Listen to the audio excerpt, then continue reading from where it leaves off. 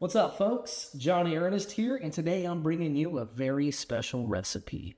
When I used to live near San Diego in a small suburb called La Mesa, California, I used to work at a place called the Hills Local Pub. And it was this really awesome place. It was a restaurant slash bar, had really good food, really good vibes. It was there that I created one of the best things I've ever made in my life, one of my favorite things to eat to this day, especially after I've had a few drinks. It's perfect bar food, I'm telling you. It was 2017. I had been a professional cook for a few years at this point, so I was freestyling in the kitchens that I worked at with the ingredients and just making new stuff every day. And that's when I came across something that I think has a perfect balance of salty, sweet, spicy, soft and crunchy all at the same time. So I'm excited to recreate that recipe for you and share it with all you folks so that maybe you can make it at home. Let me know what you think. So let's check it out. One of the signature elements of this dish is the diner or pub style ranch dressing, which just hits different than the stuff out of the bottle, and it's really easy to make too. It's just 1 cup of mayo, 1 cup of buttermilk, and 1 packet of Hidden Valley ranch seasoning. Whisk it all up, and that's it, folks. It's that easy to make that bomb-ass diner style ranch at home. You can customize it however you want. Here I'm throwing in some cider vinegar, give it a little extra zip on it. You could put in some fresh or dried herbs if you want, or some garlic powder, or anything you want to make it your own. Now you could store this in a mason jar in your fridge for about a week and a half until it starts to smell a little funky. Then you want to throw it out. If you haven't used it all by then, that is.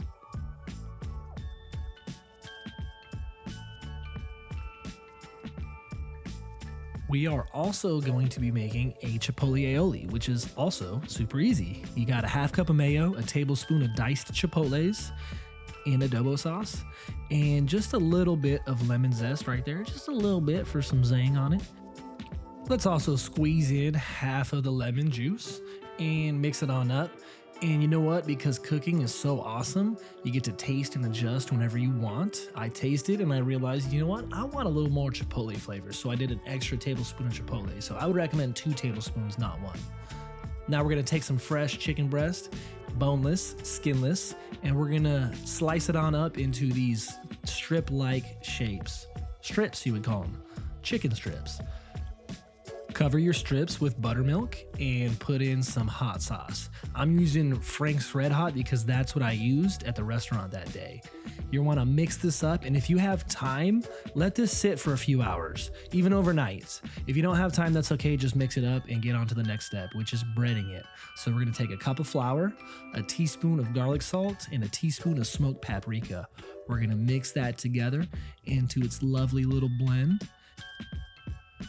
Using 1 hand for wet stuff and 1 hand for dry stuff, we're gonna bread this chicken. So take a piece out, let the excess liquid drip off, and place it into your seasoned flour. Now, I went a little overboard here, as you can see, and I loaded my flour up with too many pieces of chicken, which compromised my dry hand. I don't recommend it. Work in smaller batches, learn from my mistakes. There's no need to be so boisterous. But either way, once you have your chicken breaded, we're gonna gently lower it into some 350-degree oil that's just waiting to fry some stuff. And we are gonna deep fry this chicken for about 12 minutes or so. Make sure to tussle it around so it don't go sticking to each other or sticking to the bottom of the pan and burning. We wouldn't like that very much now, would we? While the chicken is frying, I would recommend getting together some sort of draining rig like you see here. Now, after about 12 to 15 minutes, that chicken should be golden brown and crunchy all over, and it should be ready to go. And now we're gonna fry some onion rings. Now for this recipe, trust me, you want the smaller onion rings, smaller to medium. You do not want these large onion rings, they just will not work. So look for ones about this size, and that's what you're looking for. Drop them into that same 350-degree oil for about 5 minutes or so until they're crunchy. Now, here's what you want to do with these components. Take yourself a strip-o chicken and cut it up into small pieces. Put it into a bowl, and again, I'm using Frank's Red Hot Buffalo because that's what I had at the restaurant that day. But use your favorite buffalo sauce and get it nice and slathered up. Now in a pan, we're going to place down the onion ring first. Then we're going to fill the onion ring with the buffalo crispy chicken. Do not be afraid to make it messy. That is totally okay with this dish. And we're gonna take some blue cheese now and we're gonna put some blue cheese on top. It helps if you take the blue cheese and kind of smash it into this little disc here, and then you can just kind of lay it on top.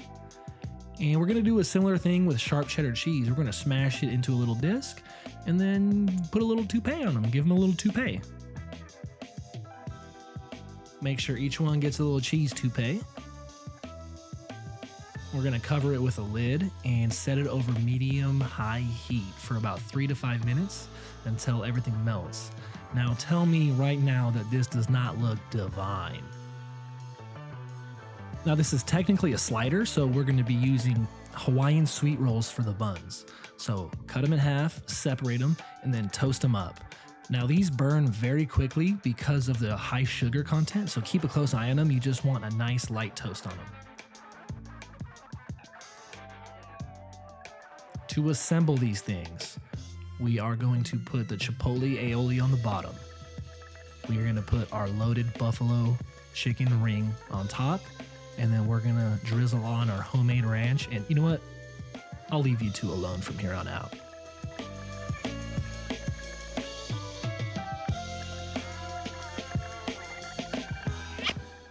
There it is, the buffalo chicken ringer.